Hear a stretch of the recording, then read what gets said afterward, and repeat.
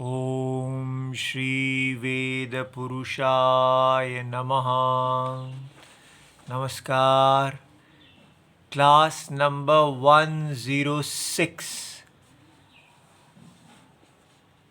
भगवद गीता जी शंकराचार्य जी के भाष्य के अनुसार तो आरंभ किया जाता है। ओम श्री सीतारामचंद्राभ्यां नमः। नमो गुरुभ्यः।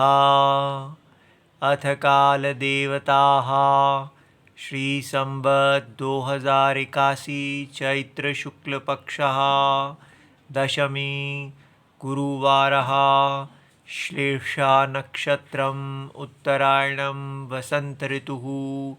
ओम तत्सत् श्री शंकराचार्याय गुरवे नमः। अच्छा जी, तो अब हमारा सिंहावलोकनम रिवीजन। तो आप कहेंगे कि जी आप रिवीजन ही कराते रहते हैं, आगे कुछ कराते ही नहीं है। ये तो जैसे राम जी कहेंगे वैसा ही होगा, ठीक है। हम कितना भी जल्दी जल्दी में पढ़ें, लेकिन हमारे राम जी को कोई जल्दी नहीं है। अब प्रश्न है कि उनको कोई जल्दी क्यों नहीं है, हमें ही क्यों जल्दी रहती है, ठीक है। तो उसका समाधान निकालते हैं कि उनको जल्दी नहीं है और हमें जल्दी है। वो क्यों है ये देखिए।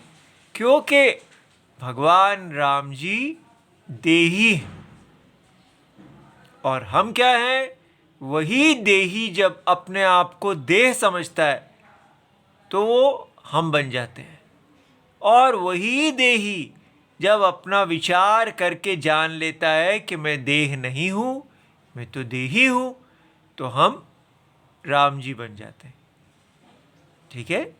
ये कौन से राम जी की यहाँ बात की जाए, है अवतार पुरुष नहीं, जो इस जगत की आत्मा है, ठीक है। जिन राम जी को हम अयोध्या में दशरथ पुत्र के रूप में जानते हैं, वो इन्हीं देही आत्मा के अवतार हैं। उनका वो धर्म के संस्थापनम के लिए रूप धारण करते हैं। तो इसलिए जब भगवान रूप धारण करते हैं तब भी उनको कोई जल्दी नहीं रहती, लेकिन जब हम लोग रूप धारण करते हैं तो हम जल्दी में कैसे फंस जाते हैं, क्योंकि हमको भोग, हम ये रूप को धारण करना माने भोक्ता भोग्य संबंध को धारण करना। कैसे धारण करना, मैं भोक्ता हूँ, मैं भोग्य हूँ। लेकिन भगवान कैसे धारण करते हैं, वो कहते हैं मैं अभोक्ता हूँ, मैं अभोग्य हूँ, किंतु मैंने इस उपाधि को धारण किया हो। ये उपाधि नया शब्द है जिसको हमने सीखना है कि ये देह हमारी उपाधि है। उपाधि माने जैसे चांद हो तो चांद में जो दिखने वाले कृष्ण पक्ष और शुक्ल पक्ष हैं, वो चांद के धर्म नहीं है, वो चांद के उपाधि है, ठीक है। चांद उसको धारण किए हुए, और इसलिए चांद उसको धारण करते हुए भी उससे सदा अस्पृष्ट रहते हैं। ये बात समझ में आ गई कि शुक्ल पक्ष जो कृष्ण पक्ष क्या है, चांद का पहले 15 दिन में गोरे से काले होना, और फिर शुक्ल पक्ष क्या है कि उनका काले से अगले 15 दिन में काले से धीरे धीरे गोरे होना। लेकिन वास्तव में चांद तो सदा ही पूर्ण चंद्र रहते हैं, ना वो काले होते हैं ना गोरे होते हैं, ना उनकी अमावस्या आती है ना पूर्णिमा आती है, वो तो सदा ही एक रूप पूर्ण प्रकाश रूप रहते हैं। लेकिन अज्ञानी को ऐसा प्रतीत होता है कि शुक्ल पक्ष और कृष्ण पक्ष, और जो जितने भी ग्रहण एक्लिप्सेस लगते हैं वो सब चंद्र के जैसे उनके देह हैं, उनके शरीर हैं। लेकिन वो जो कृष्ण पक्ष, शुक्ल पक्ष और कृष्ण पक्ष हैं, वो चंद्र के शरीर नहीं है, वो चंद्र की उपाधि है। ये उपाधि और शरीर में समझ में आया भेद? इस प्रकार जैसे कि कोई फिल्म एक्टर होता है, वो एक रोल को धारण करते हैं, ठीक है, एक भूमिका। एक फिल्म में वो पोस्टमैन है, दूसरे फिल्म में वो पुलिसमैन है, और तीसरे फिल्म में वो डॉक्टर हैं, ठीक है। इस प्रकार वो रोल बदलते रहते हैं। लेकिन जो ज्ञानी होता है वो देखते ही कह देता है, अरे ये तो अमिताभ बच्चन है। अरे भाई कहाँ, ये तो पोस्टमैन है। तो वो तो पिछले मिनट में जब आप देखने गए थे तब आप पोस्टमैन को कह रहे थे अमिताभ बच्चन, इस फिल्म में पुलिस वाले को अमिताभ बच्चन कह रहे हैं, और तीसरी फिल्म में आप कह रहे हैं नहीं नहीं वो जो डॉक्टर है वो अमिताभ बच्चन है। अब तीनों अलग अलग लोगों को आप डॉक्टर क्यों अमिताभ बच्चन कह रहे हैं? तब ज्ञानी बताएंगे, जी वो जो पोस्टमैन था, और वो जो पुलिसमैन है, और वो जो डॉक्टर है, ये तीनों उपाधियों को पहनने वाले एक अमिताभ बच्चन है। जो इनको पहने हुए हैं वो अमिताभ बच्चन है। उपाधियां आती हैं जाती हैं, आगमा अपाई हैं। इसलिए जो विवेकी है वो उपाधि को और उपहित, उपहित माने जो उपाधि को पहनता है उसको कहते हैं उपहित, और जो उपाधि होती है उसको कहते हैं उपाधि उपहित विवेक। इस प्रकार हमको भगवत गीता में अब भगवान बता रहे हैं कि ये जो आपकी देह है ये आपकी उपाधि है। जैसे अमिताभ बच्चन की 3 रोल्स, हर फिल्म में उनका अलग रोल है, लेकिन उसको पहनते हुए वो ये नहीं समझ जाते कि मैं पोस्टमैन ही हूँ। वो जब पोस्टमैन की एक्टिंग करते हैं तब भी वो अपोस्टमैन रहते हैं, जब वो पुलिसमैन बनते हैं तो अपुलिसमैन बनते हैं, होते रहते हैं। वो सदा उनसे निर्लिप्त रहते हैं अपनी उपाधियों से, किंतु उनको धारण करते करते उपाधियों को छोड़ते जाते हैं। लेकिन उपाधि को धारण करने से वो जो एक्टर है उसको कोई विकार नहीं आता। ये बात समझ में आई? ये तो उदाहरण है।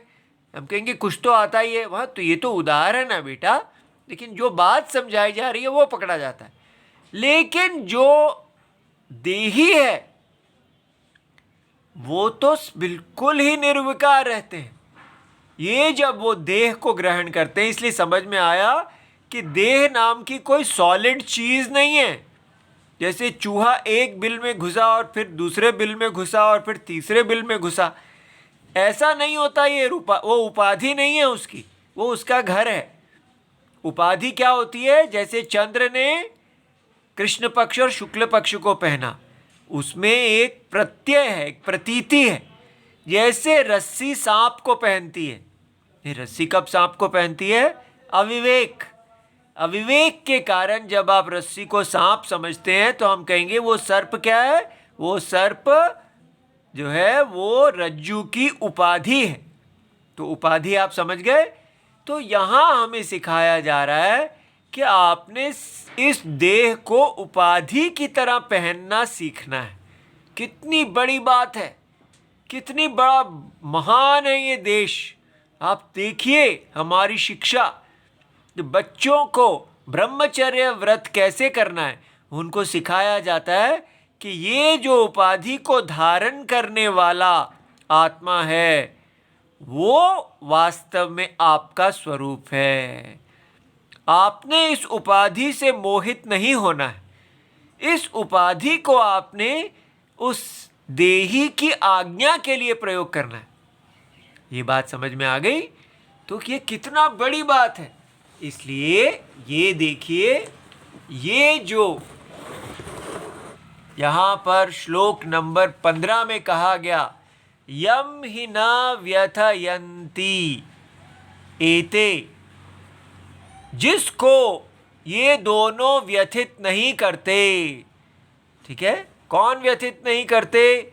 ये जो आगम अपाई सुख और दुख हैं जीवन के। ठीक है, तो अब जो इन सुख और दुखों में सम रहते हैं, निर्विकार रहते हैं, इनसे मोहित नहीं होते, वो धीर जो हैं वो अमृतत्वाय कल्पते, वो मोक्ष के लिए रेडी हो जाते हैं, उनके लिए योग्य हो जाते हैं। अब ये श्लोक जो है ये कितना गंभीर है, इसको हम शाब्दिक अर्थ में लेके बस छोड़ दें, चलो आगे चलें आगे चलें, तो फिर हमने समझा ही नहीं कि यहाँ पर बताया जा रहा है कि भगवान जिस प्रकार अपने शरीर को धारण करते हैं, आप भी अपने शरीर को वैसे ही धारण कीजिए, क्योंकि आप वही नारायण, जो तत्व भगवान का है वही तत्व आपका है।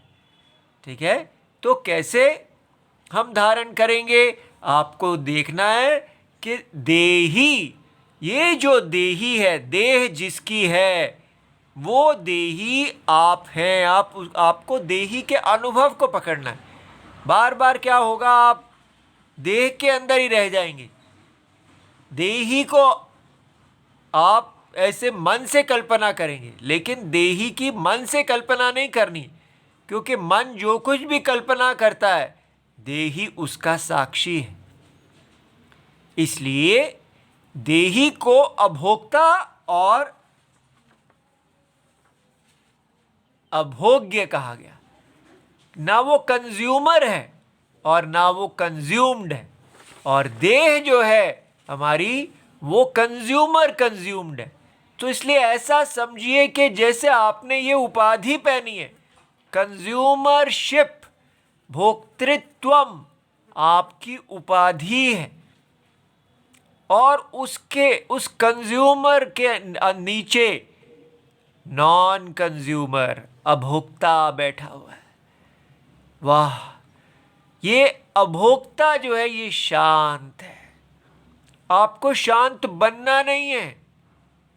अगर बनाएंगे तो अभी तक हम अपने आप को कंट्रोल करते आए हैं कि मुझे अपने आप को कंट्रोल करना है, लेकिन अभोक्ता का स्वभाव ही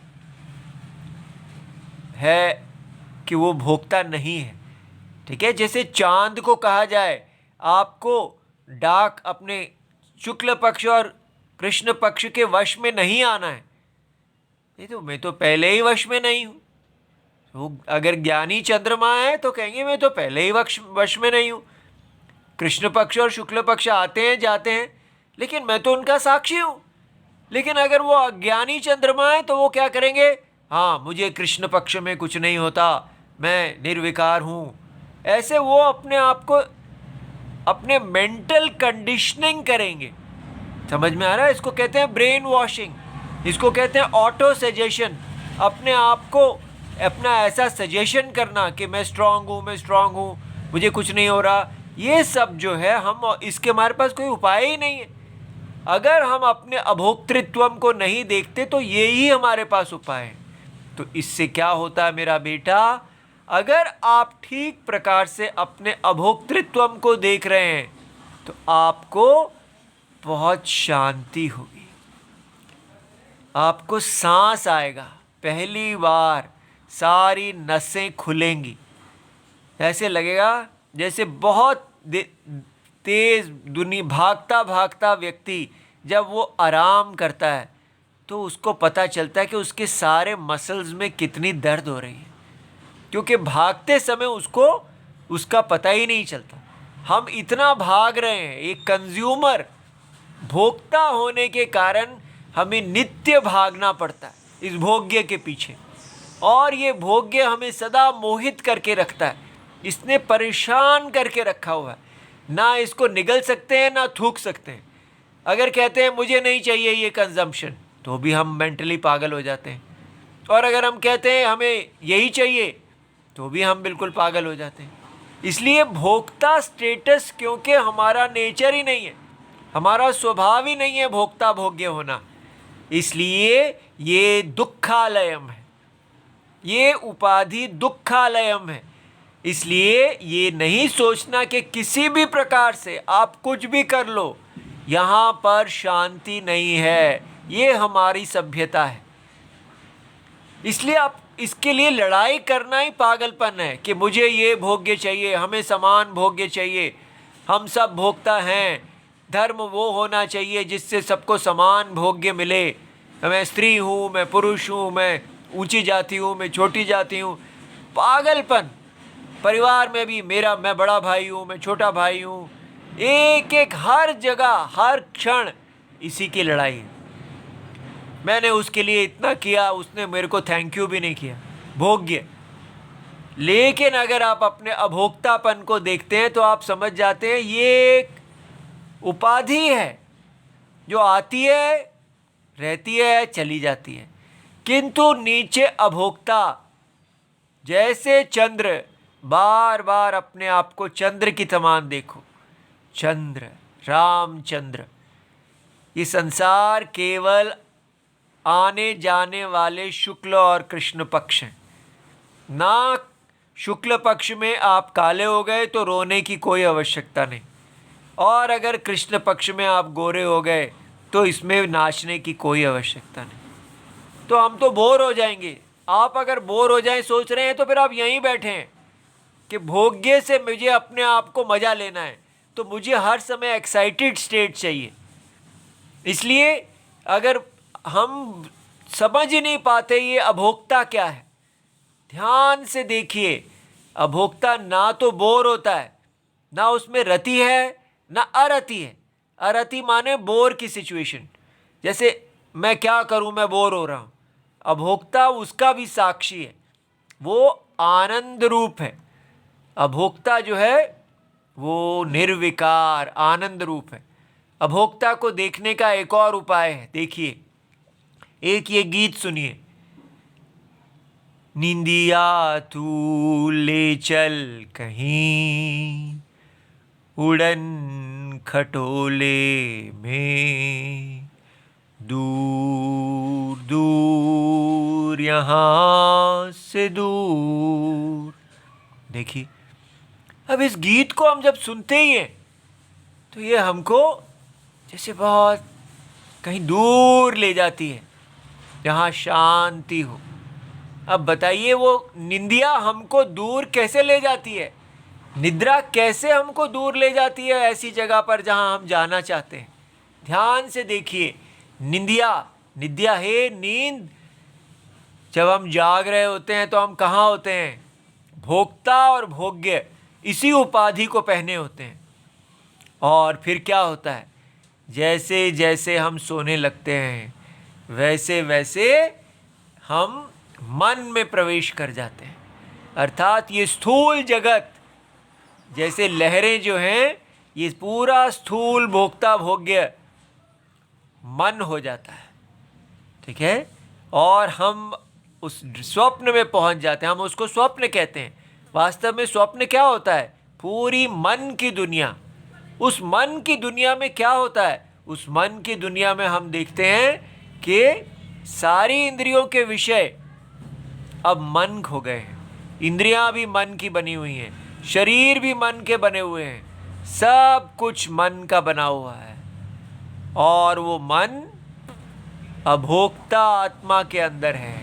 अब देखो, वहां आप ध्यान से देखें तो अभोक्ता, एक अभोक्ता आत्मा ने सारे मन को पहना हुआ था।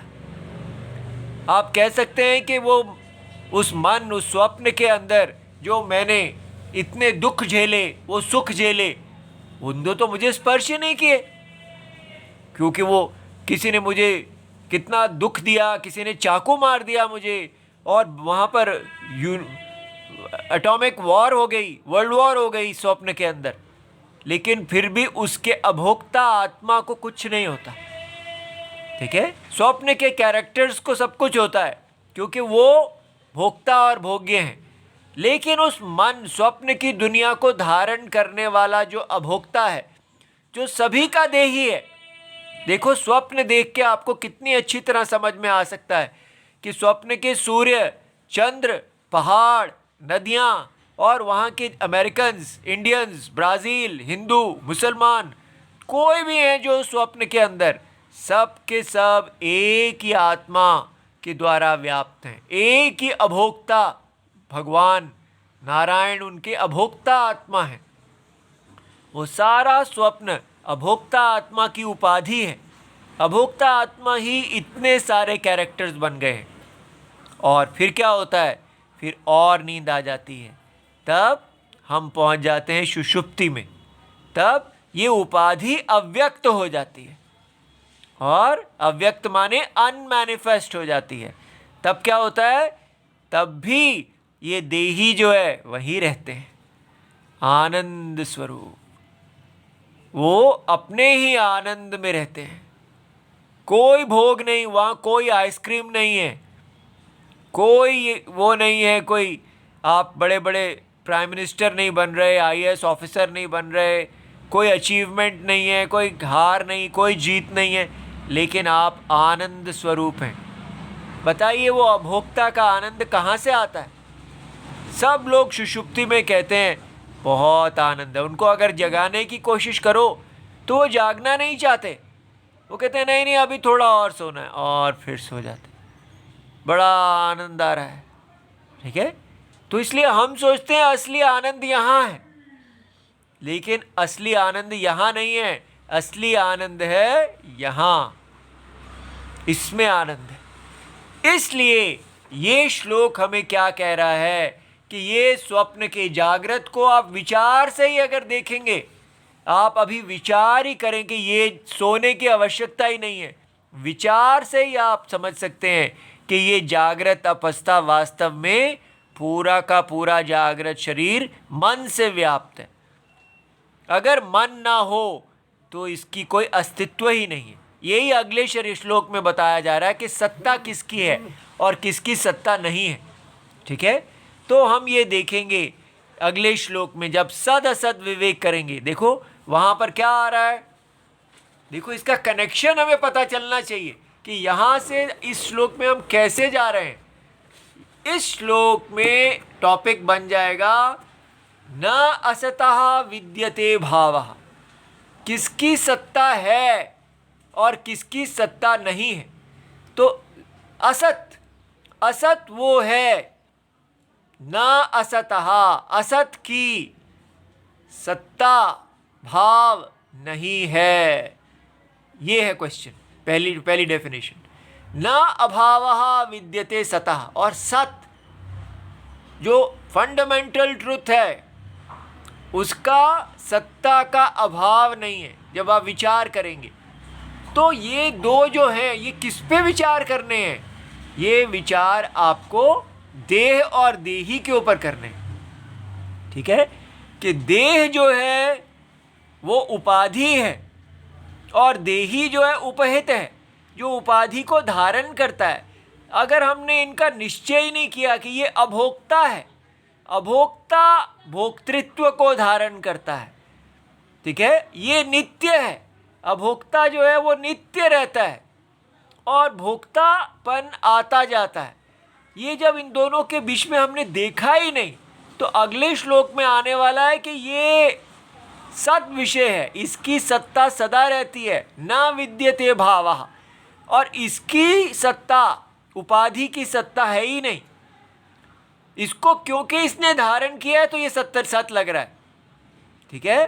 जैसे अमिताभ बच्चन जब बनता है पुलिसमैन, तो वो पुलिसमैन की कोई सत्ता नहीं है। अमिताभ बच्चन ने उस रोल को धारण किया, इसलिए वो रोल सत्य दिखता है। इसी प्रकार हम ये देही इस जागृत को धारण करते हैं। ये जागृत एक प्रत्यय रूप है, ठीक है, बिल्कुल सांप जैसे है, रस्सी सांप का संबंध है। इसलिए इसको धारण काल में आपको अपना असंगत्व देखना है। तो हम देख रहे थे कि अगर जागृत का निश्चय ही करते हैं तो आपको समझ में आ जाएगा, आप देख सकते हैं कि हाँ ये सारा जागृत प्रपंच केवल मन है। आप सपने में जाए बिना भी इसको सपने की तरह निश्चय कर सकते हैं कि ये स्वप्न है। वही साक्षी आत्मा के अंदर है ये, और साक्षी आत्मा ही अपने आप को यहाँ पर देख रहे हैं। मैं देवदत्त हूँ, मैं यज्ञदत्त हूँ, मैं विष्णु मित्र हूँ, इस प्रकार अनेक मेरे ये नाम है, मित्र के नाम है, हम सब व्यवहार कर रहे हैं। ये मेरी माता है, ये मेरी पत्नी है, ये मेरे भाई बंधु हैं, सब साक्षी आत्मा में दिख रहे हैं, सब मन है। और उसी को आप और पीछे जाएंगे तो आप कहेंगे ये मन जो है ये देही आत्मा से व्याप्त है, देही आत्मा ही है। जैसे जल लहरों से को व्याप्त करता है, सारी लहरें जल से व्याप्त हैं, लहरें जल ही हैं। इस प्रकार कौन व्यापक है और कौन व्याप्य है, कौन लहर है, कौन जल है, ठीक है, कौन घड़ा है और कौन अंदर की मिट्टी है, ये हम अगले श्लोक में देखने वाले हैं। वो तभी देखा जा सकता है मेरा बेटा अगर आप इस अभोक्तृत्व को रजिस्टर करें, उसको देखें और इसमें आप खो जाएं। आपको इतना सुख मिले कि मैं भगवान के साथ प्यार कर रहा हूँ, ये तो भगवान मिल गए। अभोक्तृत्वम, कितनी शांति है। जो व्यक्ति इस प्रकार अभोक्ता आत्मा को देखता है वो कहा है कि वो इस सुख और दुख को सहने के लिए योग्य हो जाता है। तब वो कहेगा कि जो आनंद है वो तो सुषुप्ति का आनंद है, वो तो मेरा अपना है, मेरा सुषुप्ति का आनंद स्वरूप आनंद है। आपके अंदर जो आनंद आता है वो आपके अंदर से निकलता है, तो आप ही हो। लेकिन जब आप उपाधि को धारण कर लेते हो, जागृत को धारण कर लेते हो, तो आपको लगता है कि आपका आनंद दो चीज़ों में बट गया है। उपाधि का मतलब है दोनों, भोक्ता और भोग्य, कंज्यूमर और कंज्यूम्ड, द्वैतम आ जाता है, भेद आ जाता है, डुअलिटी आ जाती है। पहले डुअलिटी नहीं है, सुषुप्ति में अभेद है। हम भेद को धारण जब कर लेते हैं तो हम जैसे दो में विभक्त हो जाते हैं, हम कंज्यूमर बन जाते हैं और कंज्यूम्ड बन जाते हैं। तो अपना ही आनंद लेने के लिए हमें कंज्यूम्ड के पीछे पीछे भागना पड़ता है, भोग्य के पीछे भागना पड़ता है। इसीलिए जागृत अवस्था भागिम भाग है, भागते रहो पागल कुत्ते की तरह हड्डी के लिए, मरते रहो, स्वाभिमानहीनता, दुखम। लेकिन वही दुखी व्यक्ति जब सो जाता है तो शांत हो जाता है, आनंद को प्राप्त हो जाता है, फिर जाग उठता है, फिर वो आनंद के पीछे भागने लगता है कि ये विषयों में आनंद है, विषयों में आनंद है। इस प्रकार जन्मों जन्मों से हम पागल हो रहे हैं इन विषयों के पीछे, भोग के पीछे। लेकिन अब हमने इस उपाधि को जब धारण करना है तो अपने अभोक्तृत्व में, ठीक है, अभोक्ता आत्मा में स्थित होते हुए इस जागृत उपाधि को धारण करना है। और फिर वहाँ पर केवल आपको धर्म दिखेगा, आपकी सारी की सारी डेफिनेशंस ही चेंज हो जाएंगी। ध्यान से देखिए कि आपकी परिभाषा, जैसे अभी हम कह रहे हैं जो सहन करता है, फॉरबियरेंस, सहनम क्या होता है? हम कहेंगे सहनम माने ब्रेक नहीं होना, ठीक है, अंडर प्रेशर ब्रेक जो नहीं होता वो सहनम है। ये सहनम तो कंज्यूमर का है। लेकिन अभोक्ता का सहनम क्या होता है? जब आप देखते हैं कि ये उपाधि है, ये आती है जाती है, बस इतना देखने मात्र से ही आप उस सुख दुख को सह लोगे। ना कि आपको कोई बड़ी स्ट्रेंथ चाहिए, जैसे लोहा है वो ठंडक को सहता है या उसको सह, वो एक कोई मसल्स नहीं है, ये मसल पावर नहीं है सहनम की, ये विवेक पावर है, ये अंदर का विचार पावर है। केवल देखने मात्र से कि मैं बड़ा हूँ, ठीक है, मैं नित्य हूँ, ये अनित्य हैं, ये आते जाते हैं, आनंद रूप मैं हूँ, मैं अभोक्ता हूँ। अभोक्तृत्व माने शांत। जब आप शांति में स्थित होंगे तब आप उस उपाधि को केवल धर्म के लिए प्रयोग करेंगे, क्योंकि आपको कुछ लेना देना ही नहीं है। जो भगवान को इस माया जगत से कुछ नहीं लेना देना, इसलिए वो सदा धर्म मूर्ति हैं। आप भी ऐसे ही हो जाएंगे, क्योंकि आप कुछ टेक पे ही नहीं है। ये संसार आपको कुछ नहीं दे सकता, आप पहले ही पूर्ण हैं, आपको भीख मांगने की जरूरत ही नहीं है। इसलिए वो स्त्री आपकी पत्नी धर्म पत्नी हो जाएगी, काम पत्नी नहीं रहेगी। धर्म करते करते जो उसके साथ आपको तुष्टि प्राप्त होती है वो तुष्टि यज्ञ प्रसाद होगी। ठीक है, तो तुष्ट रहते हुए आप तुष्टि को प्राप्त करेंगे, ना कि भूखे रहते हुए तुष्टि के पीछे भागेंगे। ठीक है, ये जो हम भर जाते हैं, भरा हुआ व्यक्ति कभी भी अधर्म नहीं करेगा। जिसको अपने आप को भोगों से भरना है वो कैसे कहेगा कि मैं भोगों के पीछे नहीं जाऊंगा। ठीक है, इसलिए ये बात समझिए कि कैसे नई डेफिनेशंस, ब्यूटी एटसेट्रा सब बदल जाएगा। अभी इसका इतना विस्तार का समय नहीं रहता, लेकिन आप स्वयं इसको देखिए। ठीक है, ओम नमो भगवते वासुदेवाय इति सर्वम शिवम। जय जय सीताराम। प्रणाम।